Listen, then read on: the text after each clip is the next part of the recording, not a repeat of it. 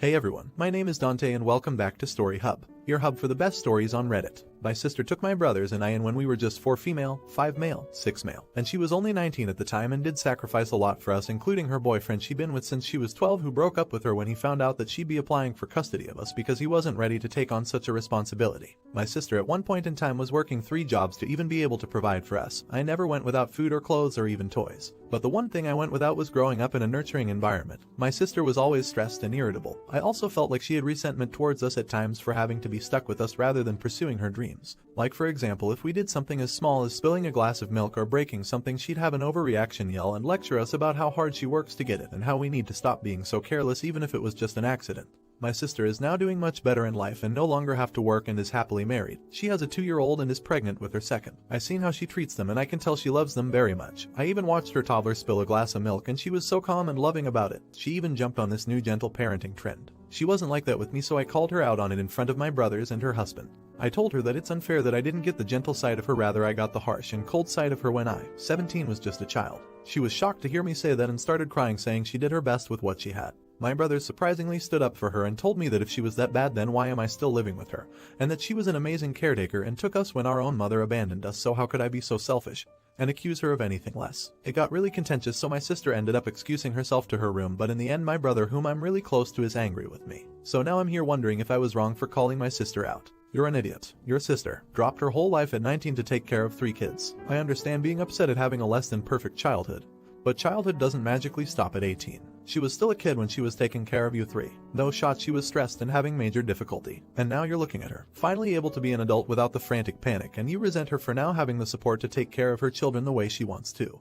You're an idiot. I wanted to add her other option is that she didn't take her younger siblings in and they were placed in a foster home. You should be praising your sister for her selfless sacrifice she made for you all. Instead, you criticized her for her lack of patience with you and your siblings during that difficult time. You need an enlightenment to appreciate what you have instead of being focused on what you didn't have. Christ, you're an idiot. You're stressed out, overworked. Teenage sister wasn't the nurturing parent she's become as an adult, so you want her to treat her kids the same way. You should be apologizing, thanking her for giving up so much for you and praising her for somehow becoming a wonderful mother. Now for the next story. So I live in a quiet rural part of the world. There's lots of logging, hunting, trapping and mining that happens all around my neck of the woods, and honestly I'm fine with it. I work in a field that's affiliated with this kind of industrial work. However, I've worked hard to make sure I live far away from other people's BS so I don't have to deal with this kind of stuff, but of course my neighbor changed that. I moved to my home about 2 years ago, in the early summer. I'd always wanted to live here and it was perfect until the middle of my first winter here. While we were outside working, my younger dog ran off into the woods. Not uncommon for her. She likes to explore. But just after we started looking for her, we heard the sounds of an animal in distress not far from us. We went as quickly as we could to find the source of the noise. That's where we found our dog caught in a wolf snare. The only reason she survived was because she had put her leg through the snare as well as her head, so her leg protected her throat from full strangulation.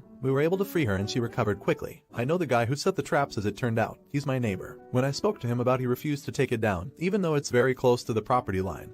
Now for context, me, male 24, and my GF, female 23, love this dog so much. She's the sweetest pup and she's been through a lot, medical issues and injuries. She is a huge part of our world. My GF would be destroyed if anything happened to her. The dog did well for another year until today. I was at work when I received a call from my brother. The same dog had gone exploring while he and my GF were outside working. They heard her making sounds of distress not far away and rushed to her immediately. They found her again in a wolf trap, set by the same guy in the same place. For more context, this guy has never said anything to us about where he puts her when he sets up his traps, but it's along a trail near my home that people walk and ski on, often with dogs. These traps are baited with meat to attract wolves, so obviously it would attract dogs too. My brother and my GF, with the help of my mom, were able to free her just before I managed to get there from work. They had also run into the owner of the trap on their way out of the woods. When they confronted him, he simply said our dogs shouldn't be so dumb and it was his trap line. We told him if he didn't dismantle the traps we would. He simply replied, "Oh okay," and left. Our dog is okay, and due to how close his traps are to our property, we have reported him to authorities, but so far we have heard nothing. So as a group, me and my family have decided that if they want to threaten the safety and freedom of us and our loyal dogs, we will take it into our own hands. Starting this week, we will be going up there daily to trip every single trap by hand so they can't catch a dang thing. Don't get me wrong, I have huge respect for hunters and trappers, but not if you're irresponsible and trapping in what is essentially people's backyards. I'll make sure you never trap a wolf or anything near my home again, you a-hole. Don't FCK with my dogs. Edit. The land the traps are on is public land owned by the government for use by anyone who lives here. It's in the same area where I harvest my firewood. The neighbor in question lives male 4K from this area and I only live a few hundred meters away. It's not his land at all. He simply has a trap line that, according to some more research we've done, might not be legal. Also apparently they aren't even wolf traps, they're Wolverine traps. I've lived here for decades and I've never seen a Wolverine once. You're an idiot. And a complete idiot. You're going to be criminally prosecuted. This is going to end badly, and you have no one to blame but yourself. That you're also endangering your family is asinine. Tampering with traps is a crime. Trespassing is a crime. Letting a dog run off leash in a way that creates a nuisance is a crime. He probably has cameras up, and by your continuing willful misconduct, you're convincing him to use that clear evidence to prosecute. Googling your name will then bring up criminal violations, which employers won't like. You're now the terrible neighbor who moves from the city and tells all the rural people to stop doing legal things they've always done, because it inconveniences you. You're alienating not only your neighbor, but everyone he tells, and you're going to get the game wardens after you. You need to control your out-of-sight dog before it starts running deer, especially in winter. That calorie expenditure can lead to the deer's death. You're an idiot. Doing the same thing over and over again and expecting a different outcome is a sign of madness. Put up a fence or keep your dog on a leash or it will end up in another trap. You've let your dog get caught by the same trap twice. Now for the next story. We had been together for the past 2 years, an age gap of 6 years and a romantic heated relationship that started as colleagues when we worked together. A few months ago, he quit his job and a few weeks later told me that he doesn't think it's gonna work out between us. I asked why and he told me a few reasons that honestly made no sense. Still I started trying harder. Then he told me he wants to be free to date others but still wants to be sexually exclusive with me. I'm like a fool though. If I gave him his freedom by saying yes, he would realize that he does truly love me. And after all, he wasn't gonna sleep with anyone. That happened last month. He was married for 12 years before we started dating, so I thought it's because he doesn't want to feel tied up again unless he is sure, his words. All this time, my boyfriend was very affectionate towards me. There were no signs of him losing interest in me or lack of passion. We had crazy intimacy and I melted in his arms every time we were intimate. We went on dates, saw each other regularly and he was always loving towards me except those unusual things he said about being free, and things not working out. He had also stopped saying he loves me. Initially it was less and then it was none at all. But I discounted them thinking it was just his trauma from previous marriage. Fast forward to last week. It was my birthday so he arranged for us to get a weekend away together. Really romantic one. With boating and a cabin in the woods etc. We had a really passionate night together. Up all night. Multiple rounds of lovemaking. Next morning we went boating in nature, just the two of us. It was perfect. When we came back, there was a car waiting for us outside our cabin. A woman steps out of it, and I ask him who she is. He says it's his friend X and she probably stopped by because she owns a place nearby. X had been his friend for over 4 years. I knew about X but had never met her in person. He made sure of that. I asked him, I think twice that there is something between them. He vehemently denied. I asked him one more time if there is a future where he thinks anything can happen between them if he was single. He said he was appalled at the thought. So he asks me to sit in the car and approaches to talk to her. She screams and asks him to introduce her to his friend Akami.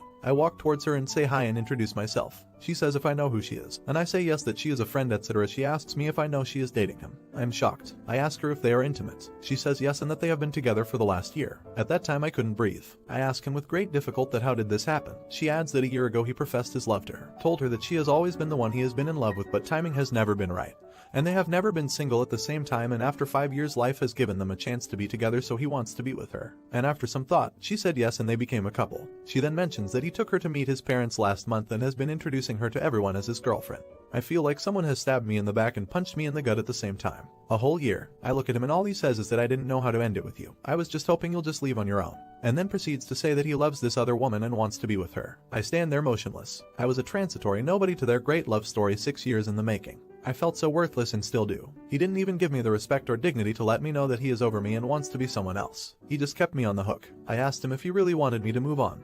Then why do anything nice for me? Why this trip or anything? His answer was that he felt obligated and kind of sorry for me. His girlfriend then says that she also feels sorry for me. My self-esteem was shot and I feel my heart sinking. This person that I loved for 2 years didn't even think about me or my feelings even once as he did all of this. He made me the side girl and I didn't even know. And he didn't even want to be with me at all, just that he felt sorry for me. He bid me goodbye and they both left together. I was left alone in that cabin, on my birthday. I cry every day. I did truly love him. I don't know why he did that. Or how did he manage so well? Or how could he fake his love and affection for me? I feel like a worthless piece of shot. A step in the ladder to someone better. I got so depressed that I couldn't get out of bed in the morning. I think about the past and all of the lies seem so obvious. But I trusted him so much. I also lost my best friend. Not an idiot. I'm so sorry. He was a piece of trash, terrible person. You deserve much better. The only good thing is now you know he cannot lie and deceive you anymore. Find someone you can trust and confide in, perhaps a family member. Get plenty of rest. Time will eventually heal your wounds. Not an idiot. Just a point. He was married for 12 years before you started dating. Had he separated from his wife and moved out before you started dating him? Or did he cheat on his wife with you? If he cheated on his wife with you, you already knew he was a cheater when you started dating him. A leopard doesn't change his spots. If he had already separated from his wife properly and then started dating you, you have my sympathy. You are going to find, in a few weeks, that you feel a whole lot better about this. He wasn't worthy of you. He will continue to cheat. He will cheat this new woman sooner or later.